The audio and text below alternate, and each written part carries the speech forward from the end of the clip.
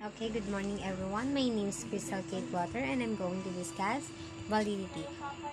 From the word validity, what comes in your mind pag naririnig to or pag nabasa nyo? Okay, validity. Validity is a term derived from the Latin word validus, meaning strong. And can be seen as validity is defined as the extent to which an assessment accurately measures what it is intended to be measured. For example, if you weight yourself on a scale and the scale should give you an accurate measurement of your weight. If the scale tells you your weight is 150 pounds and you actually weight is 135 pounds, then the scale is not valid. Why? Bakit ba hindi naging valid? If you actually 135, but yung scale is 135 yung lumabas. Hindi nagtugma. Means, hindi sila nag-meet. Yung sabi nga, you extend to which an assessment accurately measure what it is intended to be measured. Okay? The same can be said for assessment used in the classroom. If an assessment intends to measure achievement and ability in a particular subject area but then measure concepts that are completely unrelated, the assessment is not valid. Magiging valid lang siya. For example, tinuro mo sa grade 1 student yung pang grade 6 na libro. Hindi siya valid. Why?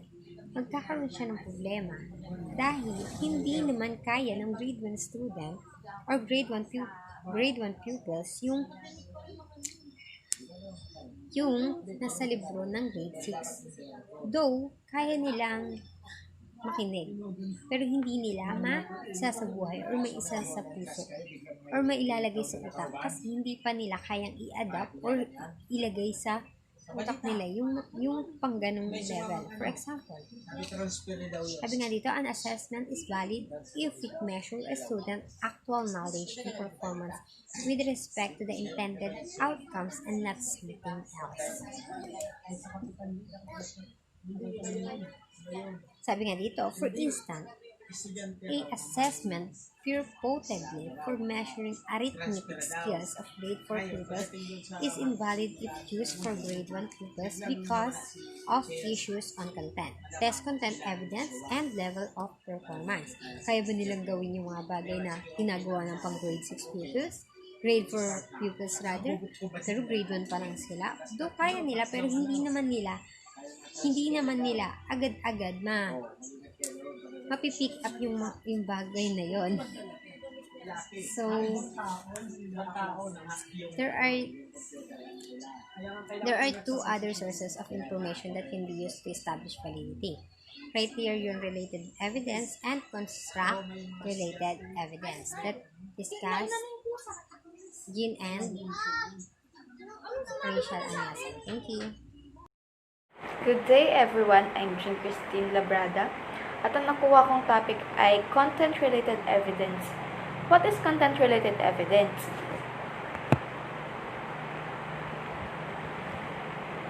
Pertains to the extent to which the test covers the entire domain of content.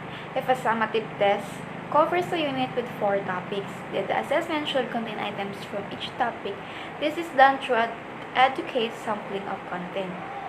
Sinasabi po dito, kung ano yung tinuro mo dapat, ayun din po ang makukuhang knowledge ng bata. Halimbawa po nito, sa mathematics, di ba?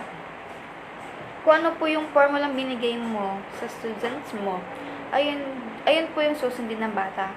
Kasi kapag iba yung ginawa niyang formula, magiging mali na yung solution niya, di ba?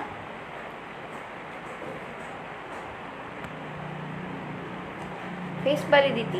As the name suggests, it looks at the superficial face value of the instrument. It is based on the subjective opinion of the one reviewing it. A test that was prepared to assess the ability of pupils to construct simple sentences with correct subject-verb agreement, has face validity if the test looks like an adequate measure of the cognitive skill.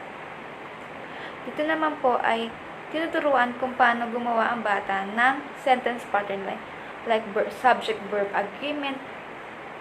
Kailangan sunod na sunod yung pagkakagawa dahil po may rules po ito at kailangan maayos ng bata ang paggawa ng sentences pattern. Sunod naman ay instructional validity.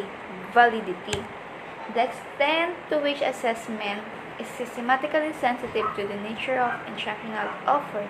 This is closely related to instructional sensitivity, which HOPAM 2006 P1 defined as the degree to which students' performance on a test accurately reflect the quality of instruction to promote students' mastery of what is being assessed. Dito po naman sinasabi, kunwari ako yung teacher, bibigyan ko kayo ng assessment na 3 topic, tapos yung 2 ipapaliwanag ko sa inyo, tapos yung isa hindi. Kayo na lang po bahala kung aaralin nyo yung topic na yun or hindi. At dito ko malalaman kung kayo ba ay sumusunod sa aking instruction or hindi. Next, the table of specification prepared before developing the test. It is a test blueprint that identifies the content area and describes the learning outcomes at each level of the cognitive domain. Notar et al. 2004. It is a tool used in conjunction with lesson and unit planning to help teachers make genuine connections between planning, instruction, and assessment. Ito ang itsura niya po. Ito po yung purpose kung bakit may time ang exam. Kasi po kapag ang bata, inala talaga ang lesson. Kahit sabihin pa natin na 15 minutes or 20 minutes, kaya nga pong tapusin ng exam eh. Pero kapag hindi niya po inaral or nireview yung lesson, hindi niya talaga po masasagutan eh. Ang tendency po niyan, maaari siyang kumopya sa classmate niya.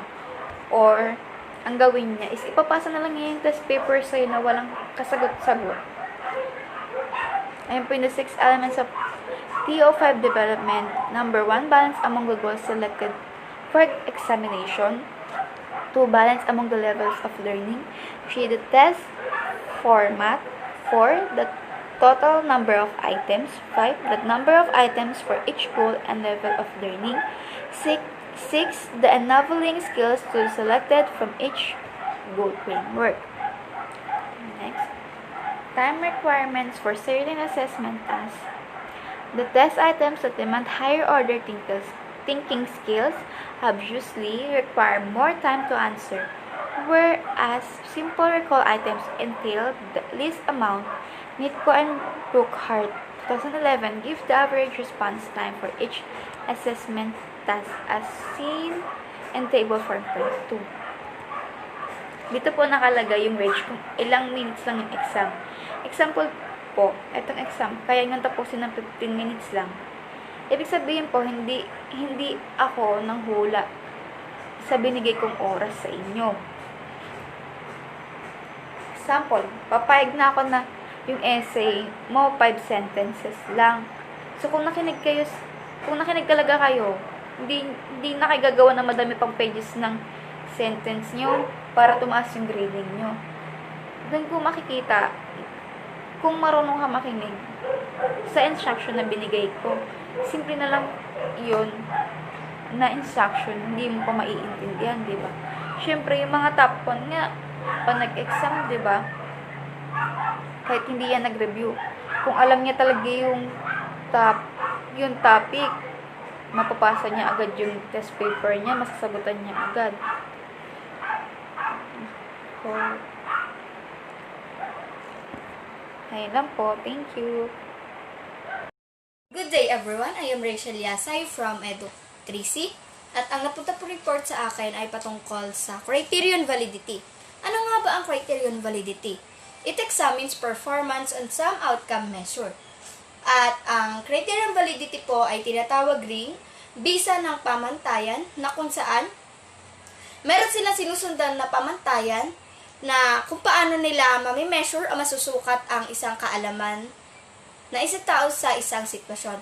At ang criterion validity po ay ginagamit rin po sa school setting na kung saan ang mga guro ay tinitignan nila kung gaano nakakatulong ang kanilang tinatalakay sa mga bata at kung paano na-absorb ng mga bata ang tinuturo ng mga teachers.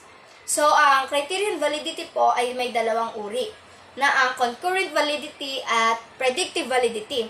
Ano nga ba ang predictive validity? Predictive validity, it involves testing a group of subjects for a certain construct and then comparing them with results obtained at some point in the future. Dito po sa predictive validity, ay ang ginagamitan po ito ng test na kung saan para makita kung may background knowledge pa po ba ang isang bata sa makabagong talakayan nila. Halimbawa po, kapag prinesent ko po ang Florante at Laura, at magbibigay po ako ng pretest na kung saan, ayun po ay ang magiging isang paraan kung paano ko mami-measure ang kaalaman ng isang estudyante. While sa concurrent validity po is one approach of criterion validity that estimates individual performance on different tests at approximately the same time. So, dito po sa concurrent validity ay isa rin pong paraan kung paano nga ba natin makikita or matitest na kung paano po na iintindihan ng isang bata ang itinuturo ng isang guro. Halimbawa po nito sa pagkakaroon po ng final exam na tinitignan po ng isang guro kung na-apply ba or natutunan ba ng isang bata ang tinuro. Tapos, ang other example pa po nito ay sa PE class na kung saan yung teacher mo tinuruan ka pong mag-basketball. Binigyan ka ng mga steps kung paano nga ba maglaro. Then, kapag dating po ng final exam or practical exam, doon natin makikita or ma-assess yung isang bata kung na-apply niya ba yung tinuro ng isang guro. So, in other words, criterion validity and predictive validity and concurrent validity show how well as a test can predict future criterion scores. So, sinasabi rito na kung ano yung mga natutunan, ibig sabihin, meron nang lalabas na measurement na kung saan makikita na ng isang guro ang hinahanap nila. Na halimbawa, kung natutunan nga ba nila yung isang tinalakay nila, kung na-apply ba nila to ng maayos. So, yun lamang po at maraming salamat. So, isang magandang araw sa inyong lahat. So, my name is Princess Alma E. Ruiz. So, ngayon, magpo-proceed na tayo sa letter C, which is construct-related evidence. Pero bago tayo mag-proceed sa totoong meaning nun, define muna natin kung anong ibig sabihin ng construct. Ayan. So, sabi dito, it is an individual characteristics that explains some aspects of behavior. Ito daw ay individual characteristic na kung saan pinapaliwanag yung mga aspeto kung paano mag-behave yung mga estudyante sa loob ng classroom. Construct-related evidence of validity, it is an assessment of the quality of the instrument used. So, isa din to sa mga assessment na ginagamit para makita natin yung quality. Kung maayos ba na nagamit yung instrument or yung method sa isang classroom. It measures the extent to which the assessment is meaningful measures of an unobservable trait or characteristic. So, mini-measure din natin dito yung mga estudyante na hindi masyadong na-observe sa isang classroom. Ayan.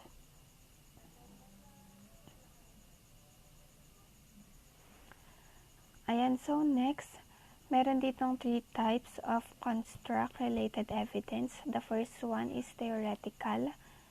Dito, measured data. Pangalawa, logical or kino-combine dito yung mga data. Pangatlo, statistical or yung tinatawag nating facto analysis. Sabi dito, a good construct daw dapat ay merong theoretical basis. Merong theory na nagamit or may mga data na nagamit. Pangalawa, measures students' motivation to learn. Titingnan natin i-measure natin yung mga estudyante kung paano sila ma-motivate na matuto. So, tatanungin natin yung sarili natin dito na what makes students want to learn in school? Paano nga ba matututo yung estudyante sa school? Anong paraan? Yan. Pangatlo, measured students' motivation to learn through a survey that included measures of self-efficacy for learning. So, ibig sabihin dyan, meron tayong mga tinitingnan na data sa mga estudyante natin na kung saan titingnan natin kung saan ba sila motivated. For example, titingnan natin yung grade ni Juan. Kung makikita natin kung mas mataas ba yung grade niya sa math or mas mababa sa English. So, ibig sabihin, makikita natin dito na mas mag-excel siya sa subject ng math kaysa sa English. So, meron tayong background data dito. Through statistical process called facto analysis, they found that data on task, value, and achievement goals were consistent with the theory of the construct. So, pag sinabi kasing facto analysis, ito daw ay statistical method to describe variability among observed. So, for example, para meron tayong matibay na ebidensya na nagpapakita ng construct validity, kailangan titingnan natin to. For example, sa isang classroom, may dalawang grupo kang ginawa na kung saan merong exam or test na problem-solving strategies.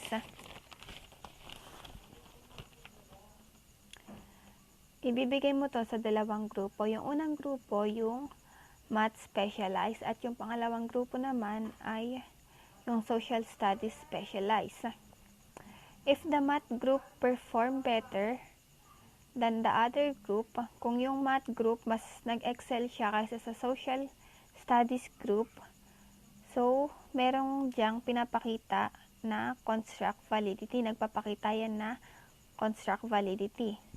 Bakit? Kasi sa behavior ng mga estudyante, di ba makikita natin na mas nag-excel yung math specialized kaysa sa social studies specialized.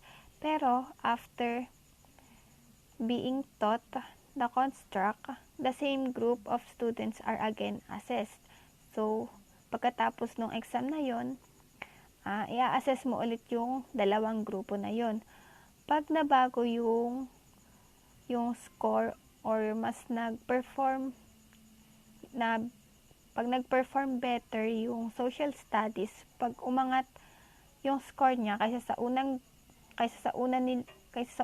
una niyang performance, so ibig sabihin nagpapakita pa rin to ng construct validity. Nagbago dito yung behavior ng mga estudyante, mas natuto kasi sila. So that mas tumaas yung score nila, mas nag-perform sila better. So, dahil dyan, nagpapakita dito ng logical evidence na kung saan mas na-observe natin yung behavior ng mga estudyante. Mas nakita natin na yung math specialized pala, mas magagaling sila sa mga grupo ng social studies. So, na-observe na natin sila. So, next,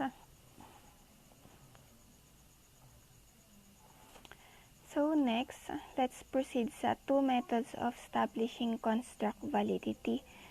So, meron diyang dalawang method. So, the first one is convergent validation.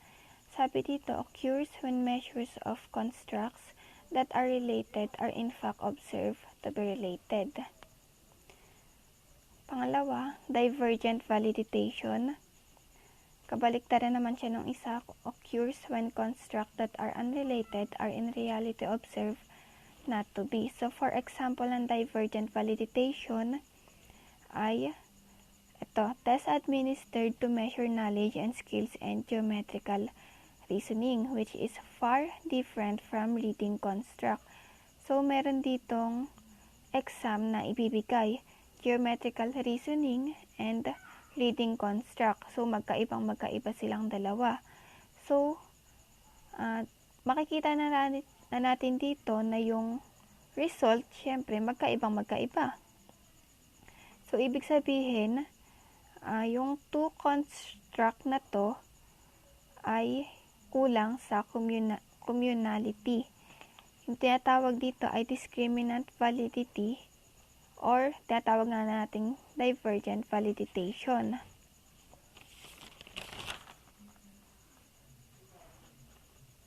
Ayan, pag sinabi kasi nating communality, mawawala yung pagkakapareho ng result nila. Kasi, ayun nga, magkaiba yung ginamit na construct. Yung isa geometrical reasoning at yung isa naman ay reading construct. So, matatawag natin itong discriminant validity or itong divergent validation. So, kabaliktaran naman to nitong convergent validation. Convergent validation naman kasi, ito yung pagkakaparehas lahat. Related are in fact observed to be related. So, magkaparehas na ginamit na geometrical reasoning and ganun din sa isa. So, at the same time, makikita natin dito yung kung saan mas mataas yung score, kung sino yung mas mag-excel kasi parehas yung ginamit na construct, geometrical reasoning. So, ayun yung pagkakaiba ng construct validity, yung two methods nila. So, that's all for today. Good day everyone, my name is Rachel Pantino and I will discuss my part, the unified concept of validity. Our content, the first one is Messick proposed unified concept of validity, 6 distinct aspects of construct validity, and view in conceptual validity, and purpose of assessment. Messick published the very influential paper during his lifetime, the Validity of Psychological Assessment. In 1989, Messick proposed a unified concept of validity based on an expanded theory of construct validity that addressed both score meaning and social values in test interpretations and test use. His concept of unified validity integrates considerations of content, criteria, and consequences into a construct framework for the empirical testing of rational hypotheses about score meaning and theoretical relevant relationships. Messick attempted to unify the study of validity within the idea of construct validity, broken down into the 6 distinguishable aspects of construct validity, include the following: the content, substantive, structural, generalizability, external, and consequential. The first one is the content. Aspects are parallel to content-related evidence, which call for content relevance and representativeness.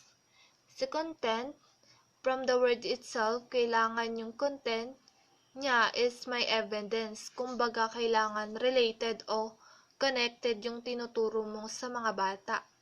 Halimbawa, sa pagtuturo ng bagong curriculum, dapat direct na yung pinapasok mong subject, hindi paligoy-ligoy.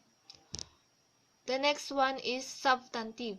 Aspect pertain to the theoretical construct and empirical evidence. Substantive naman, sinasabi rito na kailangan kapag magtuturo ka, kailangan yung ituturo mo, hindi ka magre-rely lang sa mga theoretical o teorya na kung saan dapat may katibayan ito na magpapatunay na ang curriculum ay nagbabago. The next one is structural. Aspect assess how well the scoring structure match the construct domain. In structural naman, sinasabi rito, sinusuri raw ang pagmamarka gaya ng mga teacher. Bago sila magbigay ng grade sa isang bata, kinakailangan nyo munang i-assess ang bata na kung saan upang ma-measure niya yung kakayahan ng kanyang student. So, the next one is the generalizability. Aspect examine how score properties and interpretation generalize to and across population, group context, and tasks. Sa ginagawa naman ng bata dun sa nagsusukat at nag-i-interpret ng isang guro ang kagalingan ng bata o mga natutunan nila, kumbaga nagge-generalize ng maigi ng mga bata yung lesson, kaya natututo sila at nagagawa nila yon. Sa external validity, criterion-related evidence for validity is related to external validity. Aspects include convergent and discriminant evidence takes from multi-trait, multi-method studies. External validity naman, sinasabi rito kung ano naman yung pinapakita ng isang bata sa classroom setting na nagiging isang pamantayan. So, ng isang teacher batay sa performance ng isang bata. Kasi kapag sinabi nating multi-traits, ibig sabihin yan is maraming pag-uugali. That's why external validity refers to the characteristic of student. Consequential aspect pertain to the intended and unintended aspects of assessment on the teaching and learning. Sa consequential, tumutukoy sa nilaan na hindi sinasadyang nakaapekto sa pagtatasa at sa pagtuturo at pag-aaral. Halimbawa sa pagtuturo, maraming nakakaapekto dun kaya nagkakaroon ng consequential. Halimbawa kapag hindi naturo ng teacher, walang learning, yun yung consequence dun. Imbue in conceptual validity, MESIC. Explain the social consequence in testing. May be positive if it leads to improved educational policy or negative if beset with bias, scoring, interpretation, or unethical use. The study may be convenic in arbor in students' motivation to learn, contain a discussion of the ways of which data have been reported and used as a consequence evidence. So, gusto nila dito ipakita na yung student ay motivated na matuto sa iba't ibang paraan at si teacher kailangan mayroong intervention para madali na ma-impart yung knowledge sa student. Ito, below is an excerpt. Algebra 1A student started year with the lowest scores on interest, mastery, and efficacy. However, they saw math as just useful as other students in school and had similar level of focus on competition. So, hindi sila gano'n naka-interest na matuto sa math, least confident in their math ability. Change. Algebra 1A student had a more adaptive pattern of change than other students at this school. The drops were generally smaller than for students in other courses. They saw math less useful and were less focused on learning but slightly more confident in their math ability. Ngayon, dahil ang algebra ay nakakuha ng mababang score, babaguhin nila ngayon yung kanilang Content School Professional Development at Actions Plan. Ang goal for the next year helps students see how math is useful and more importantly help focus student on learning and develop and ability.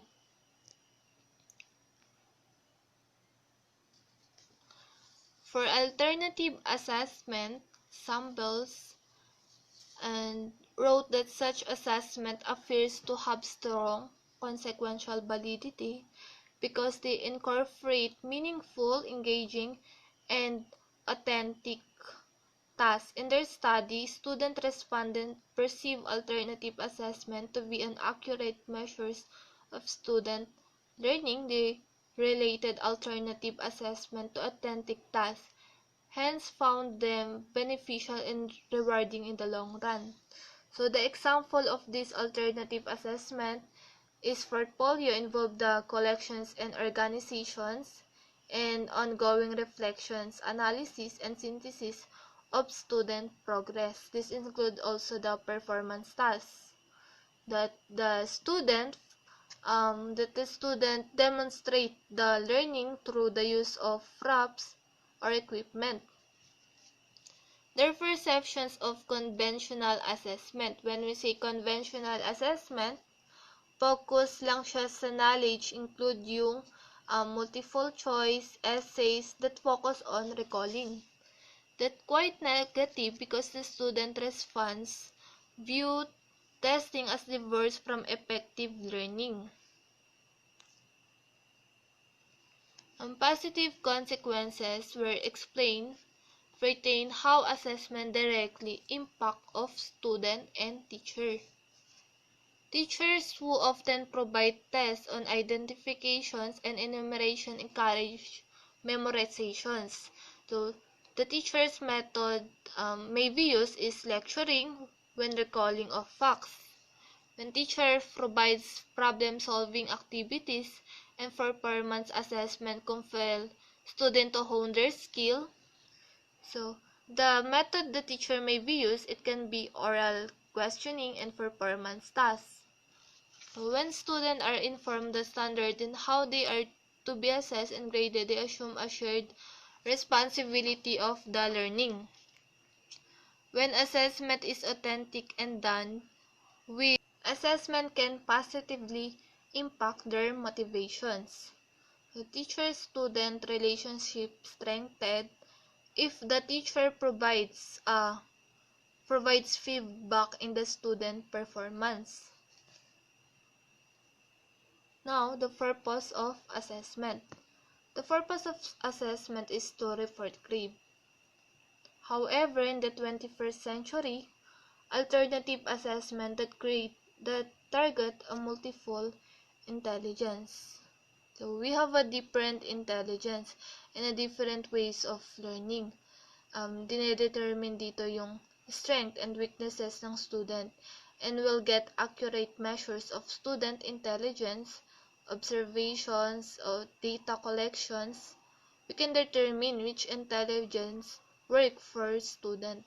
So the purpose of assessment is to reinforce learning and measure success.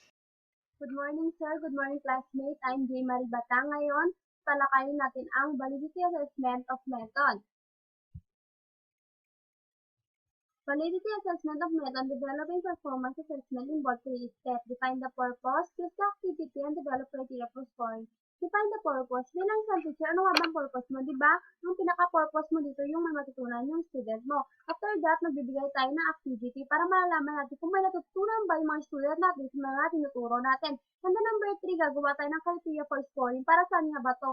Para to sa pagbabasehan ng score natin kung paano tayo magbigay ng score or grado sa student natin. The first step is about determining the essential skills students need to develop and content of worthy understanding.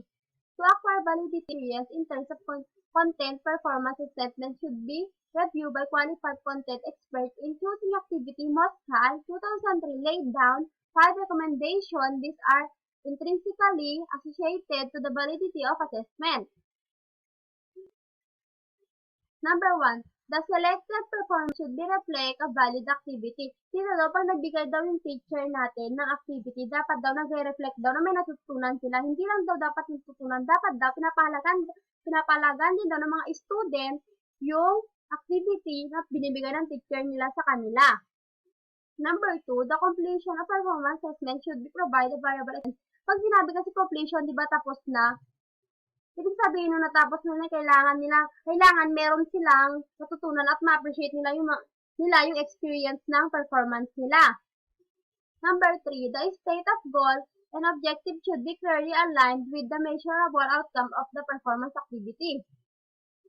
Dito naman, pag sinabi kasi, di ba, ang performance or goal, katulad dito sinasabi objective, di ba ma-objective tayo sa lesson plan natin, di ba? Yung goal natin. Dapat tututok lang daw tayo doon, hindi yung kung saan-saan anong tinuturo natin sa mga student natin. Nakafocus lang daw tayo sa goal natin na gusto natin ituro o parating sa mga student natin. Doon lang tayo focus.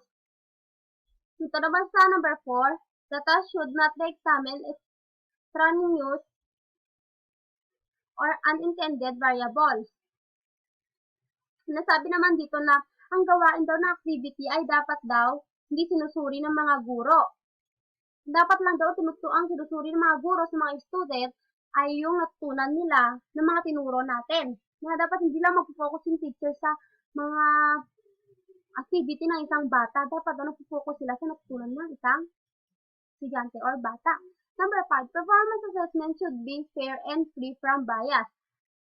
Dito nga sinasabi na, di ba, kaya tayo gumagawa ng criteria minsan kasi nagkakaroon ng bias. Kailangan daw dito yung mga teacher, dapat wag fair lang tayo sa mga student. Hindi yung porket favorite mo siya, gusto ko to kasi mabait ka sa akin, gusto ko to kasi dapat walang favoritism, dapat patas lang tayo sa mga student natin.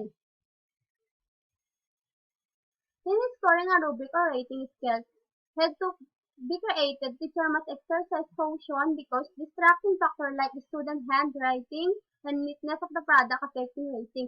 Personal idiosyncrasies in the infringe on the objectivity of the teacher rather with lowest the validity of the performance assessment. Ano nga ba ibig sabihin ng idiosyncrasies? Idiosyncrasies is ito yung parang habit nila or yung gusto na nilang gawin. For example, yung mga tao na, di ba, meron tayong nakita ang mga tao na gusto ng drugs, parang ginagawa na nila medicine, yung parang habit na nila, feeling nila yung drugs, yun na yung gamot para sa kanila. Dito naman, ang sinasabi niyo dito, kunwari daw ang teacher may nakita kang student po na pangit yung sulat. Sabi mo, pangit naman ang sulat. Tapos ngayon, bilang isang teacher, wag ka daw bigla magbibigay ng mababang score. Dapat daw, mag-ingat ka muna or pagmasdan or tignan mo siya kung bakit pangit yung sulat niya. Kasi minsan nga talang pangit talaga yung sulat niya or minsan nga may sakit siya na kaya ganun siya magsulat or parang behavior niya na yun na ganun talaga siya magsulat na hindi niya na mauulit. Kaya dapat daw bago magbigay ng score, dapat siguraduhin mo natin, mag-ingat muna tayo bago tayo magbigay ng mababang score. Triangulation, a technique to validate results through cross-verification from 2 or more sources. Ano nga muna ba ang triangulation? Triangulation, ito yung mga ginagamit ng teacher natin para magbigay or evidence kung paano nga ba natututo yung mga student. Parang ginagawa nila ito para pampatunay kung ebidensya kung paano nga ba nila o may natututo, paano man natututo yung mga student or mga bata. Ito sinasabi niya nga dito, meron siyang 2 or more sources. Number 1, for observation operated and response definition should accurately describe behavior for interest. Ito naman dirang teacher, kunwari, observation, nagbigay ako ng group, by group kayo, natin ko kayo. Ngayon, titignan ko kayo mga estudyante sa small group, titignan ko kayo, titignan ko papanuurin ko kayo, or titignan ko paano kayo magsalita, paano kayo mag-problem solving. Yan sa pamagitan niya, nakikita ko ba kung alam niyo ba ang ginagawa niyo, may natutunan kayo sa pagmamasdan ko sa klase, kung paano yung sa pamagitan ng behavior niyo, kung nakikinig ba kayo sa akin or hindi. Yung sinasabi ng observation, nag-o-observe lang tayo, tinitingnan lang natin mga student natin, kung may natutunan ba sila, sa mga sinasabi natin. So, yan, tatlo sila yan kasi nga 2 or more sources. Pero nasa libro, observation lang. Ito, kinuha ko siya lang sa Google, tatlo siya. Dito, conversation,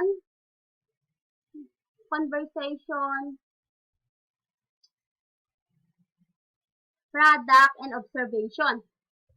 Tatlo siya. Ito namang, ibig sabihin ng conversation, ito daw yung less formal siya. Kung kunwari ang teacher, tinanong kanya, kumusta yung holiday mo or kumusta yung Christmas break mo. Ito daw yung titignan ng teacher kung the way ka sumagot, kung paano nga ba yung learning or yung ability mo sa pagsagot sa kanila or sa question, di ba? Kunwari teacher nagtanong sa'yo ng question, titignan niya kung ano yung paano ka sumagot or kung magaling ka ba sa language ability, kung gano'n kagaling yung language ability mo. Dito naman sa product, ito na yung magbibigay ng teacher ng exam, performance, test. Pero dito sa product, hindi kasama ang homework. Kasi ang homework, ginagawa siya sa loob ng bahay sa bahay, kaya hindi siya kasama sa product.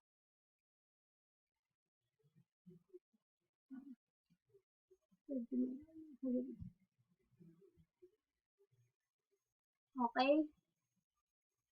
Validity in self-assessment described by Rose 2006.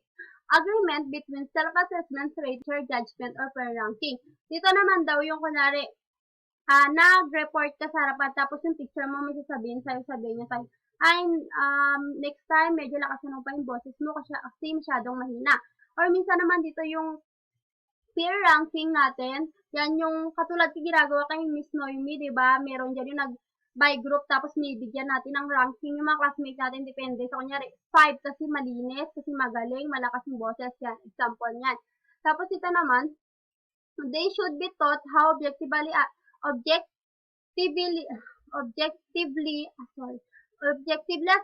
assess their work based on clearly defined criteria and dismiss any interest of bias. Dito daw, kailangan turuan natin yung mga student natin na iwasan daw nila yung bias. Na magpo-focus lang sila sa ginawa ng criteria, dun lang sila na wala na dapat nakasama na bias. Di ba bias? Di ba pag may criteria ka kasi, di ba meron doon nakalagay, kunwari 5, kalinisan, mga gano'n, di ba? Focus lang tayo sa criteria, tatanggalin natin yung bias. So naman, informing their self-assessment rating should be compared to choose made by teacher and peers may also induce them make accurate assessment of their own performance. Dito naman, sinasabi na kunwari daw, yung teacher, di ba pagka kino-compare ka kasi ako, kino-compare ako, kunwari, tignan ko yung ginawa ni teacher, o sabihin natin, tignan ko yung ginawa ni classmate, tapos makita ko na lang sa mukha, ay, ang ganda naman ng ginawa ni classmate. Next time, alam ko na yung gagawin ko, dapat pala mas lalo ko pang gagalingan o gagandahan, kasi nga, nagiging accurate tayo na nakikita natin yung gawa ng iba. Pag nako-compare ka, di ba pag nako-compare ka sa iba, mas ginugusto mo na ginagalingan mo yung sarili mo, binibigay mo yung best mo.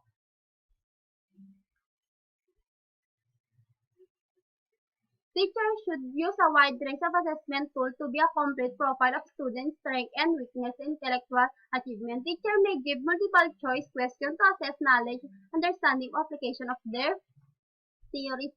Wait, ano nga ba yung mga sinasabi ditong assessment tools? Assessment tools, ito yung katulad ng class observation, discussion, or yung concept map sa rubrics. Yan yung mga example ng concept ng assessment tools.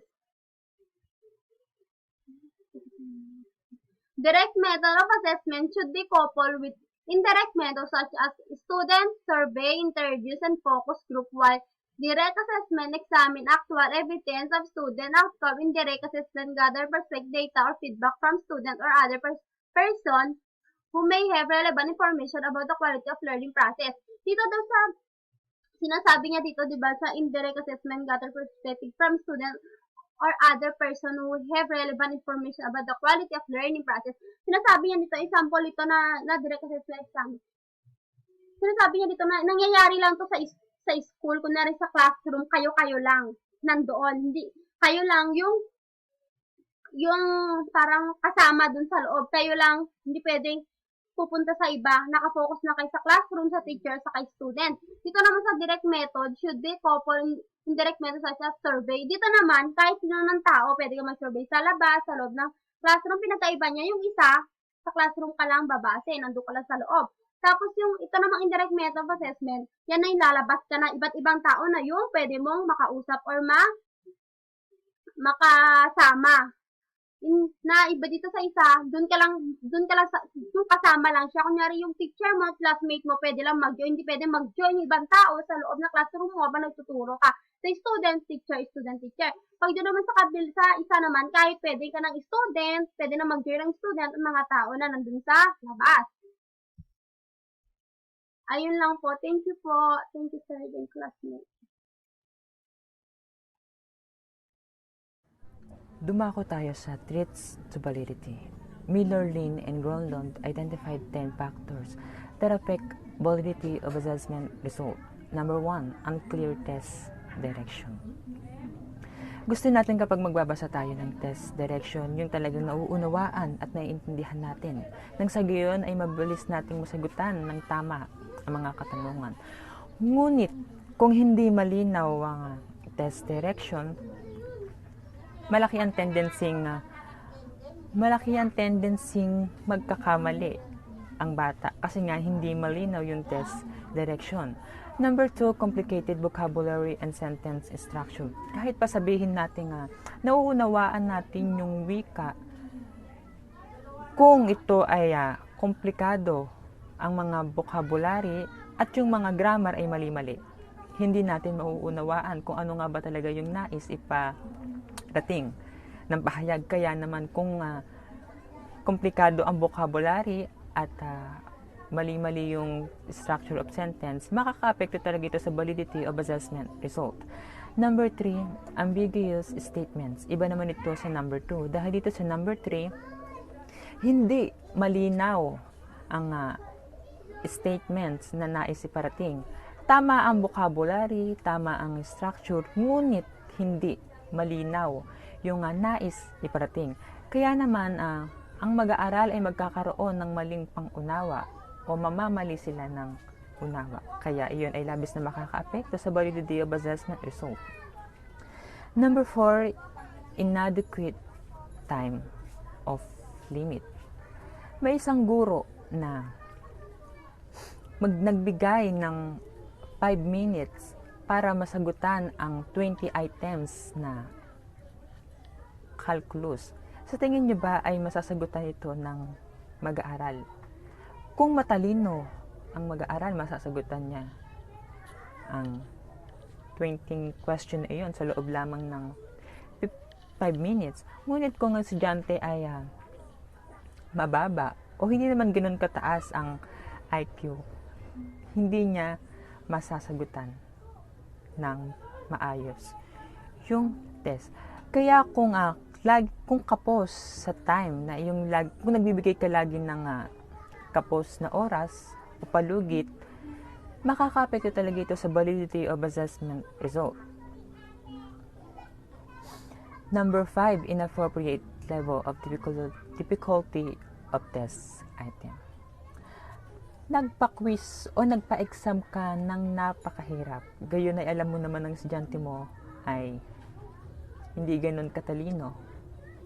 At kung magpapa-exam ka ng ganun, makaka-apekto talaga sa validity of assessment result ang exam na ginawa mo.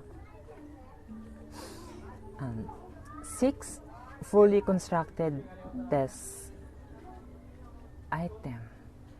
Dito naman ay hindi maayos ang pagkakabuo ng test items. Halimbawa nito, sa number 1 ang tanong mo, ano ang kahulugan o ano ang meaning ng LDR? At nagbigay ka ng multiple choice para hanapin ng mag-aaral ng meaning ng LDR. At sa number 2, ang katanungan mo ay may nabanggit ka doon na long distance relationship. Ngayon ang mag-aaral ay malalaman ang sagot sa number 1. At kung puro gano'n ang test items mo, may tendency na makakakuha ng malaking marka ang mag-aaral. Ngunit bakit nga ba nakaka-apekto sa validity of assessment Bakit nga ba makaka-apekto yun sa validity of assessment result? Gayon ay nakakuha naman sila ng mataas na exam. Kung sa assessment mo ay nagbigay ka nga ng mga katanungan kung saan sakop doon yung nabigay kong halimbawa, at sa pangalawa mong assessment ay hindi mo na nai-apply yung ganong pattern mo, ngayon sa unang assessment ay mataas at sa ikalawa naman ay bumaba. Kapag gano'n ang nangyari, may mali sa nauna. Kaya nakaka-apekto talaga sa validity of assessment result yung poorly constructed test item.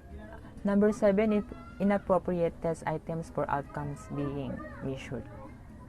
Kung ano ang gusto mong i-measure na outcomes, ayun, doon ka lamang nakatuon dapat.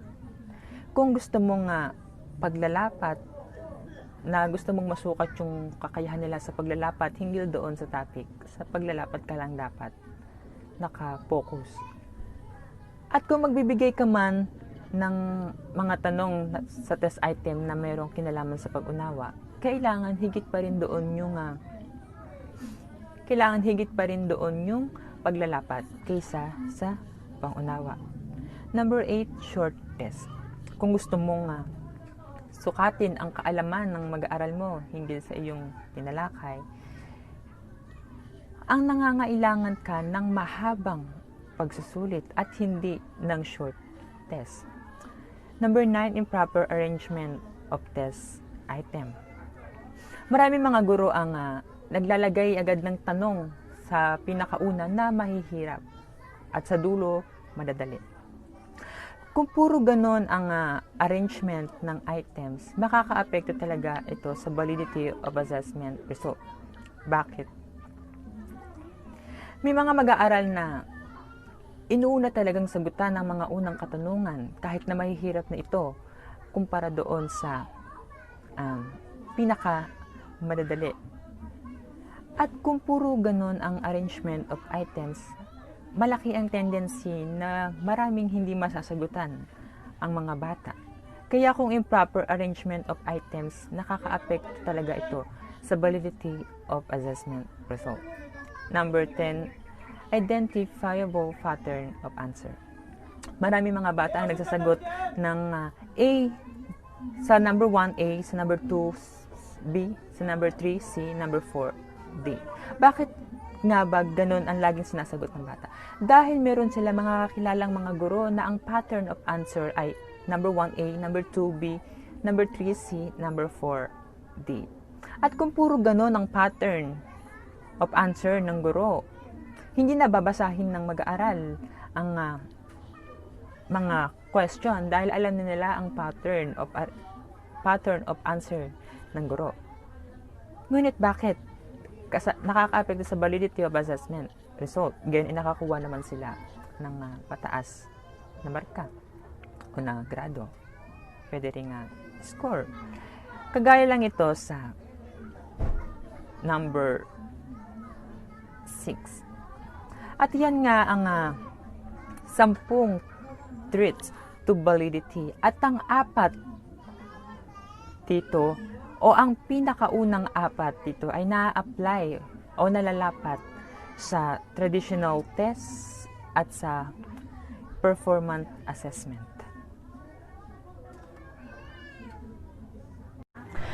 Kung meron mga traits sa validity, meron din kung paano ma-enhance ito. Macmillan laid down his suggestion for enhancing validity.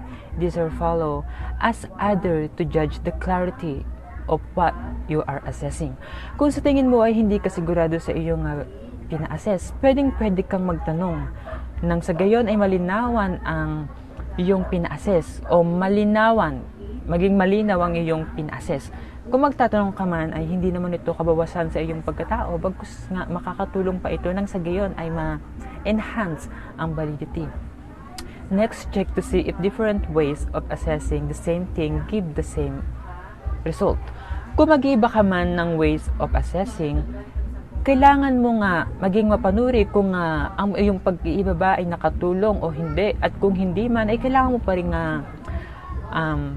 pag-igihan ng sa gayon kung magsakali mag-iba ka pa man, kailangan ay maging pantay sa naging marka ng una mong assessment sa ikalawang assessment. Next, ask other to judge the match between the assessment item and the objective of the assessment.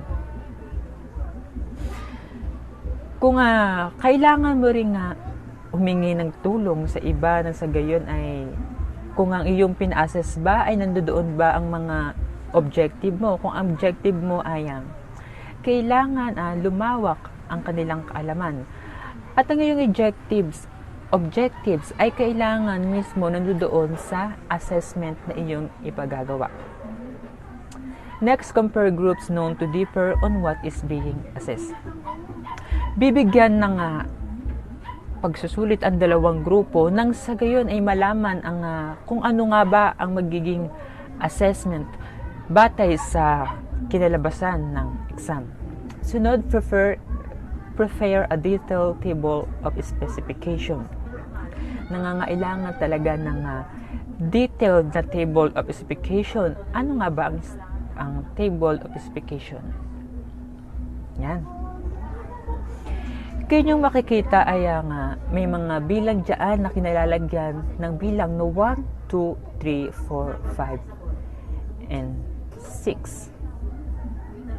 Ang nivel naman ito ang pag-alala at ang layunin mo ang maalala ang mahalagang pangalan, lugar at pangyayari.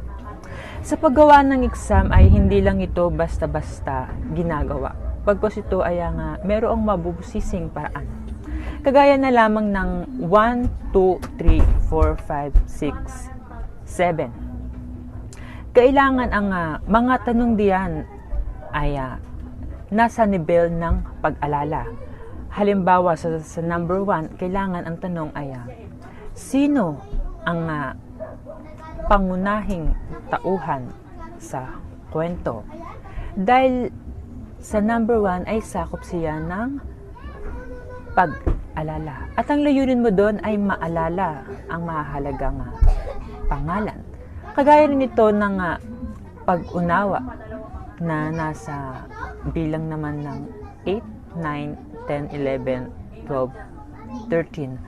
Ang table of specification na ito ay para lamang sa asignaturang Pilipino. Next, compare score take before to those taken after the instruction. Ngayon, magbibigay ang guro sa ibang mag-aaral ng pagsusulit. Nakahiwalay sa mga mag-aaral naman na binasa ang instruction at sa hindi binasa.